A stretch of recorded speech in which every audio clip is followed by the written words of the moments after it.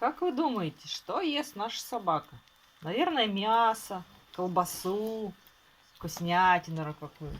Нет, Ну-ка посмотрим. мороженое, газировку, пирожное. Хлебушек, крошки хлеба из мешочка.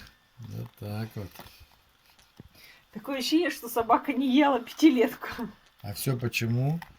Потому что после материнского молока первое, что этот щенок увидел, это кусок хлеба. Поэтому всем рекомендую именно не с колбаски начинать рацион собаки, когда она от материнского молока отрывается, а именно с корки хлеба. Можно 3 корочки хлеба. Но не думайте, что мы собаку кормим хлебом. Собаки с корм специализированный, все как Нет, положено. как правило, если собака ест хлеб, она ест все. Она даже собака такая, Виктория с грядок даже. Она лук с жевал. грядок И ест. лук, ну, зеленый этот.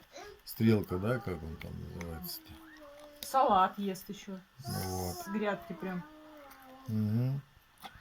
Вот такие вот должны быть То есть правильные собаки. салат специальный, это трава салаточная, да, как она правильно Ну, называется? салат, зеленый салат, как он Вот, и называется. даже его жует. Морковку не пробовали у нас. Кстати, а что мы морковку не посадили в этом году? Есть? Тут не выросла еще? Что ли? Вот. Так что вот, учите собаку есть хлеб. Угу. Подписывайтесь на канал, ставьте лайки и всем пока.